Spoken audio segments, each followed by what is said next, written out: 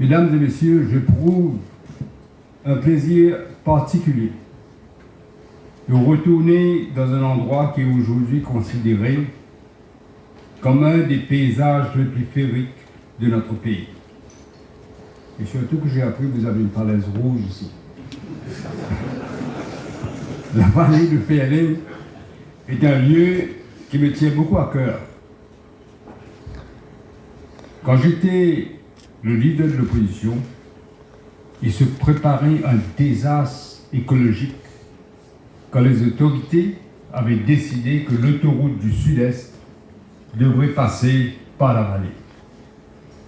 Il y avait des défenseurs de l'environnement qui manifestaient régulièrement contre cette autoroute. Et ils m'avaient contacté. Après les élections de 2005, c'est à ma demande qu'un éminent scientifique indien, Manoj Biswas, responsable de l'environnement au pied des chaînes de l'Himalaya, était venu faire une étude dans la vallée de Féané. À ma demande. Je le savais déjà, mais il m'a confirmé que l'autoroute qui allait être construite serait une catastrophe écologique. Et quand je remportais les élections en 2005, visiter la vallée de Féané fut l'une de mes toutes premières sorties publiques. Je me rappelle, on abattait déjà les arbres, et marqués avec des croix rouges. J'avais été émerveillé par la beauté de cet endroit.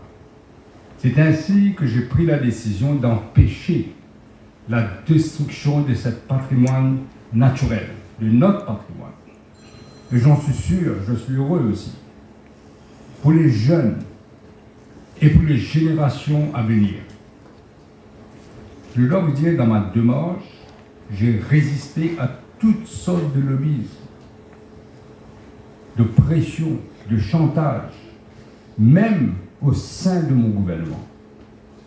Je ne vais pas nommer les noms, mais on me dit on a déjà commencé le travail, et il y avait des travailleurs étrangers qui étaient là, il va falloir penser à la compensation, etc. Ça, c'est pas possible.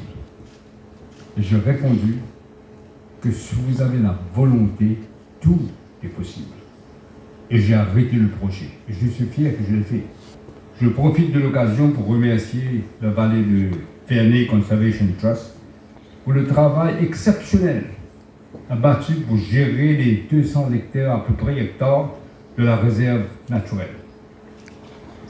Je me souviens que Ciel avait mis 360 ans, pas si je ne me trompe pas, à peu près, de terre à la disposition du trust pour devenir une zone de conservation forestière. Je réitère mes remerciements au groupe pour ce geste symbolique ayant contribué à préserver ce sanctuaire de la biodiversité à Maurice.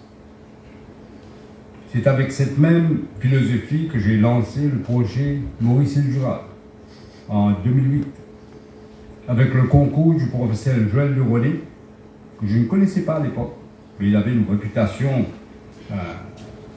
internationale. Et il avait aussi, je l'ai connu comme ça, il était un ingénieur au ministère des Infrastructures publiques, Osman Mohamed. Je l'avais nommé comme project manager, comme project coordinator. Et aujourd'hui, vous le savez tous, il est ministre dans le gouvernement. Les piliers de ce projet étaient l'éducation, l'environnement, l'énergie, l'emploi et l'équité. Déjà à cette époque, il était inconcevable que nous élaborions des politiques, que nous prenions des décisions en ignorant les défis tels que le réchauffement climatique, la crise énergétique et la protection de l'environnement. Tout le monde le sait. Et les gens voulaient ignorer tout ça. J'ai toujours insisté que nous ne pouvons pas détruire les conditions mêmes de notre survie. Le projet Maurice île Durable visait à favoriser le développement des énergies renouvelables à partir de nos ressources naturelles, telles que le soleil, le vent, les vagues.